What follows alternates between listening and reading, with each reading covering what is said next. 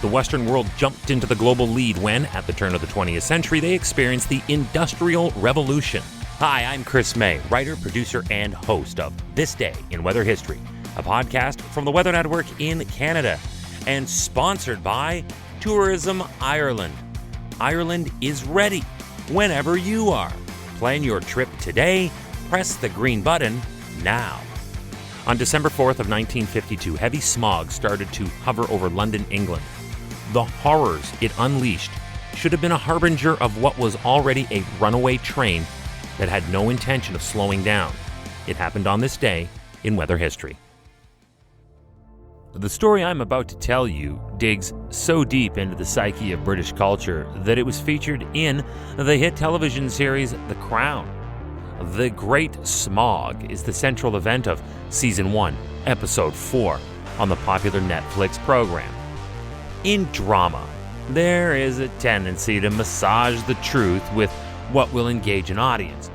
But for this historic event, it was agreed by the critics that indeed, the representation of the air pollution was regarded as, and I quote, reasonably accurate. And although the political importance and the chaos in the hospitals were thought to have been greatly exaggerated. Oh, well, I mean, come on now. As soon as you have hospitals in anything, the melodrama factor increases exponentially. Oh, by the way, fans of the sci-fi cult classic Doctor Who will remember when The Great Smog was the setting of the audio play The Creeping Death. And the Boris Starling novel Visibility is also set in the 1952 smog event. So I dare say that this day in weather history I have zeroed in on here has been legendary, although for an incredibly grim reason. You're listening to This Day in Weather History, now in its second year from the Weather Network. This month is sponsored by Tourism Ireland, where the world's longest coastal touring route is waiting for you. It's time to press the green button. Plan your trip to Ireland today.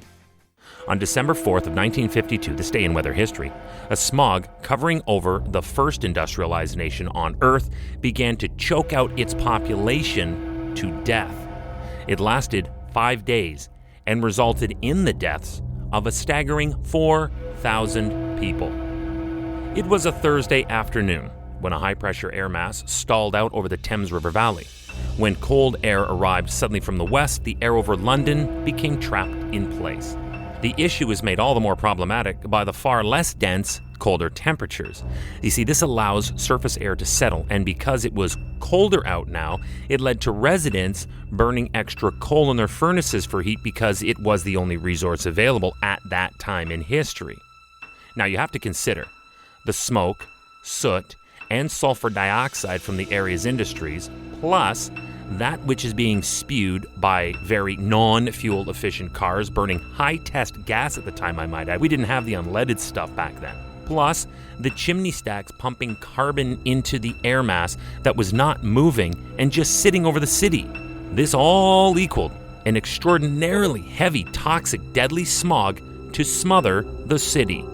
There is a report that humans numbering into the thousands died in their sleep that weekend. It cannot get any more horrific than going to bed and fully expecting to get up in the morning only to die in the way someone would by being trapped in a running car in a garage.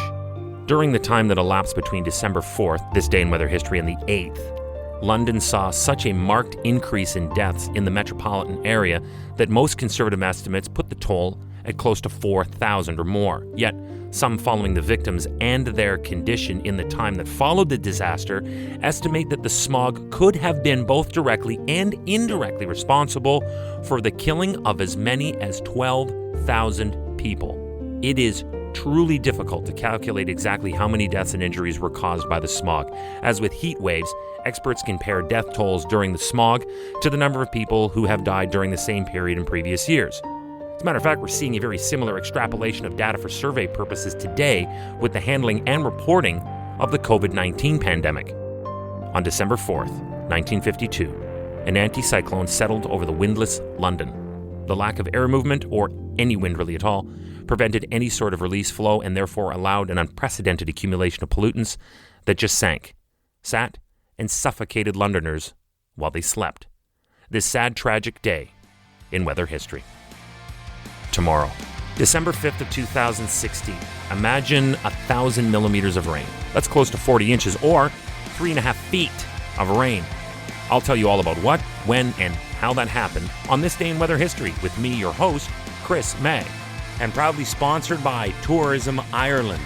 Get ready. I have a very unique podcast experience coming up on December 21st. Mark it down. It will be the Winter Solstice edition, and I'm going to tell you all about the over 5,200 years of tradition from Newgrange.